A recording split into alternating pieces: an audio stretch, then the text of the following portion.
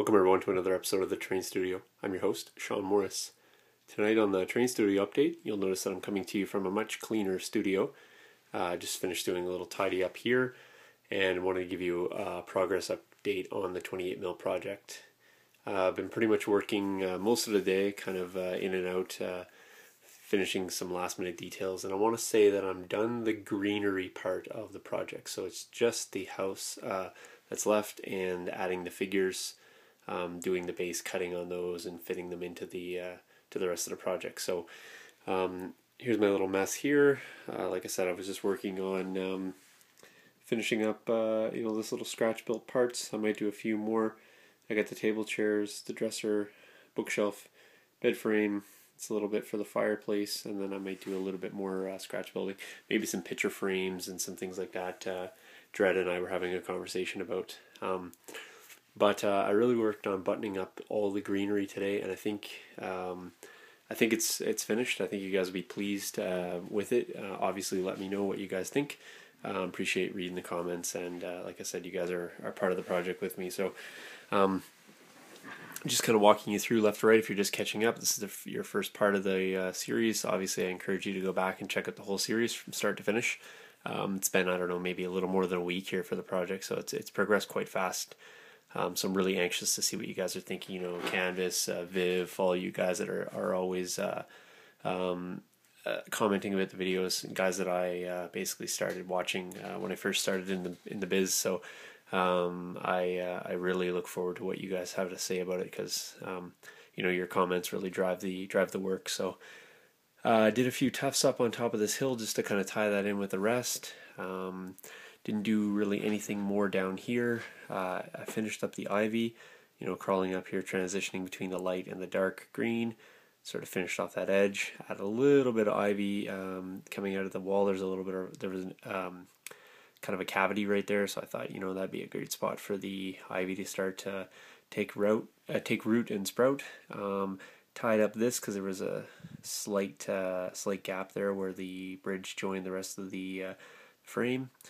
And so I just kind of walked that down the wall there. Not sure what's happening with the light there, light and dark, but on this side here, likewise, I just did a little bit of ivy creep coming down over the edge, and then a few tufts over on this point here, just to finish that up. I did a little bit of leaf litter along the wall. It's kind of really just subtle leaf litter there. Just to show some accumulation, as the vehicles are moving and kind of the wind's blowing, kind of cluttering and gathering in the stones along the edge. I just thought a little bit of browns along the edge would help, tie the whole project together. And then for the really exciting part, kind of where I spent most of the last few days working, I really want to say that I think the fence is really offset quite nicely. I'm not exactly sure who said, but somebody was saying that with the greens on there, they get a better perspective. I agree. I like how it kind of offsets with the green. You guys can be the judges of that.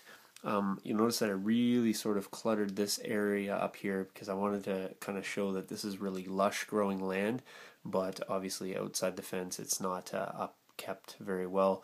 So you got a little bit of the detritus building up here, and some flower sprigs and some tufts and all that sort of stuff. So it's really kind of overgrown and getting sort of untamed out here.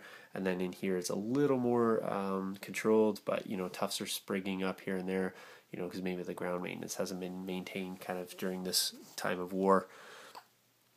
So some of the stuff you guys have already seen, obviously the doghouse and the chain here. Somebody had said that either the opening wasn't big enough or the chain was out of scale, but the issue being is you can only go so small before you're not going to see it. So let's just use our imagination slightly with the chain, and we'll just imagine that we get a really strong dog that can carry that around. So you gotta play with the scale, the flux in the scale, and I didn't want to make the opening too big, and I don't want to make the doghouse too large in size.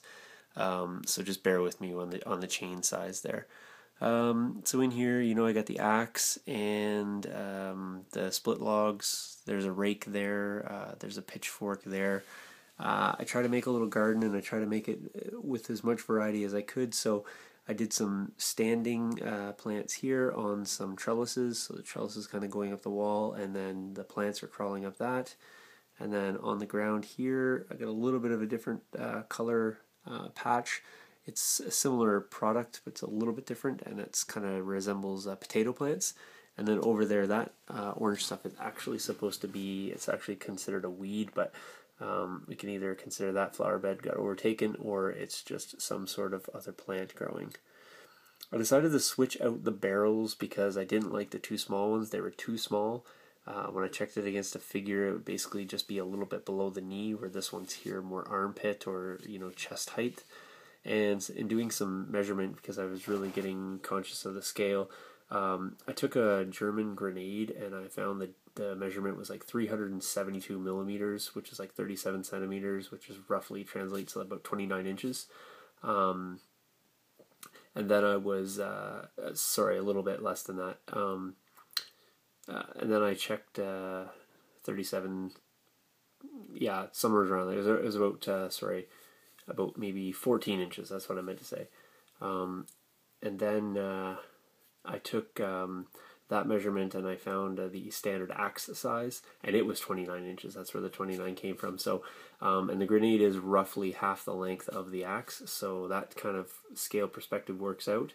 And then the barrel itself, I found some measurements that indicate you can get up to about 42-inch high barrels. So given all three of those measurements, that actually works out quite well, that the barrel is just a little larger scale rain barrel, which you know, you could use your imagination, and that might be something that someone would want to keep you know, a fair bit, especially where they have this sort of garden. So yeah, so using the grenade, I basically scaled that up to figure out that everything was kind of well within range, and the believable range at that.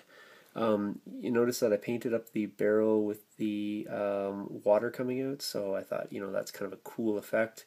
And so that liquid water will actually stay with that wet look. So I thought that was kind of a cool thing. So tonight, that's my new thing, you know, that I'm kind of happy with. So, but as you can see, I put in the sprouts here and there, and the tufts kind of growing up between the logs. You know, that kind of was an area unkept, and you know, that's now starting to get a little bit overgrown. So it hasn't been a long time, but you know, it's needs to be a little bit more maintained than it is. And then if you wrap around to the front of the building, I wanted to put a splash of color in. Just bear with me while I rotate the project. It's getting so massive, hard to do with one hand without dropping it.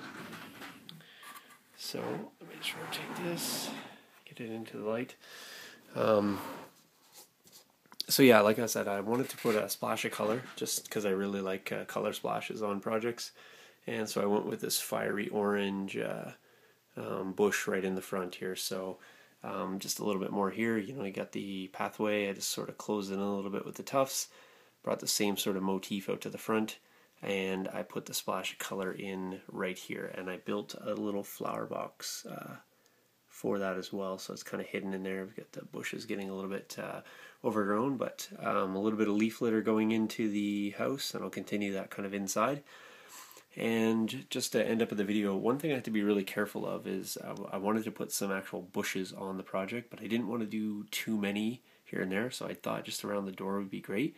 But I had to be careful not to use same products to indicate two different things. So typically in 15 mil scale, I'll use this material, the clump foliage, for both the trees and the bushes, and it's not really a huge deal because you can't pick out individual leaves and things at 15 mil scale, but at 28 you got to be a little more careful. So this product right here is actually the fine leaf foliage by Woodland Scenics. So they actually use that for trees more often than not, where I reverse and they'll use clump foliage for bushes, where I usually use clump foliage for trees, and then I use this in place of small bushes. Now I don't use it at 15 mil scale because it's very brittle and you have to be very careful and it breaks off quite easily, but at 28 mil it's a little more forgiving, and you can add a little bit of scenic cement and kind of stiffen that up. So as you can see here, I've kind of, you know, really stiffened that up so it's not going to break off. So there you have it, guys. I appreciate you sticking through, and I would love to hear what you guys think about the projects thus far, and hopefully you guys will stay tuned and catch you in the next video. Thanks for watching.